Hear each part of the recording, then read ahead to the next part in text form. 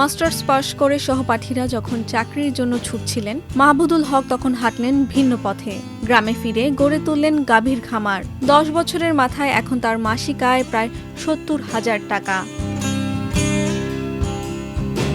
উপজেলা সদর থেকে 4 কিলোমিটার দূরে ফরিদাবাদ গ্রামের মাহমুদুল হক 2009 সালে তিনি রংপুর কারমাইকেল কলেজের মার্কেটিং বিভাগ থেকে মাস্টার্স পাশ করেন।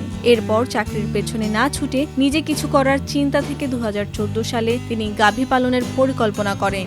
সেই বছরই নিজের জমানো 20,000 এবং বাবার কাছ থেকে 30,000 টাকা নিয়ে দুটি শঙ্কর জাতের বকনা বাছুর কিনে যাত্রা শুরু করেন। আমার উদ্যোগে এলাকায় যে 8-10টা খামার হয়েছে, এখন আমাদের সয়ার ইউনিয়নে প্রায় 20টার মতো খামার গড়ে উঠেছে। টার্গেট নিতে আমি 100 গরু আর কি প্লাস করবো, এরকম একটা আর এখানে যে ক্ষেত্রে আছে এখানে 50টা গরু রাখা যাবে।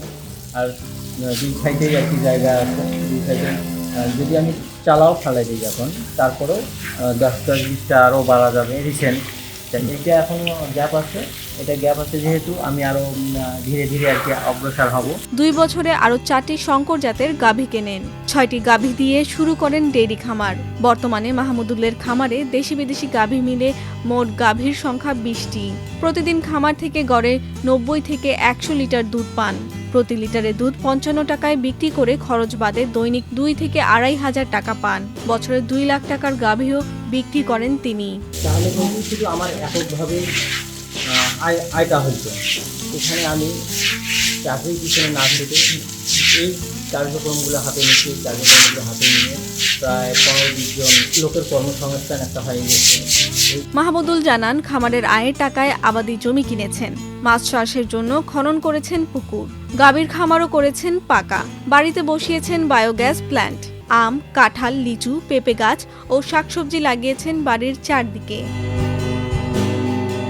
স্থানীয় লোকজন জানান, গাভী পালন করে মাহমুদুল শুধু নিজের ভাগ্যই বদল করেননি, অন্য যুবকদেরও পরামর্শ দিয়ে স্বাবলম্বী করে তুলেছেন। তাকে দেখে এখন অনেকেই গাভী পালন শুরু করেছেন।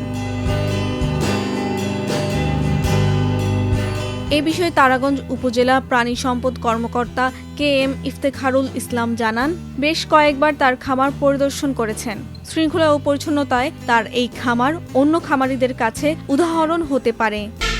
আমাদের উপজেলা প্রাণী সম্পদ অফিসের পক্ষ থেকে আমরা সময় সময় তাকে বিভিন্ন সময় আমরা পরিদর্শন করি, তার খামারে যাই, তাকে বিভিন্ন প্রয়োজনীয় পরামর্শ প্রদান করি। আমাদের তত্ত্বাবধানের মধ্যে খামারটি পরিচালিত হচ্ছে। তিনি একজন সফল উদ্যোক্তা, পরিশ্রমী খামারি।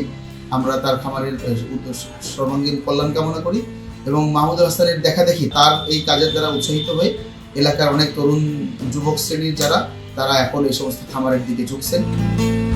200 গাভীর বড় খামার করার স্বপ্ন আছে মাহমুদুলের। বেকার তরুণেরা চাকরির পেছনে না ছুটে খামার করে নিজেরা স্বাবলম্বী হবেন, সেই স্বপ্ন দেখেন তিনি।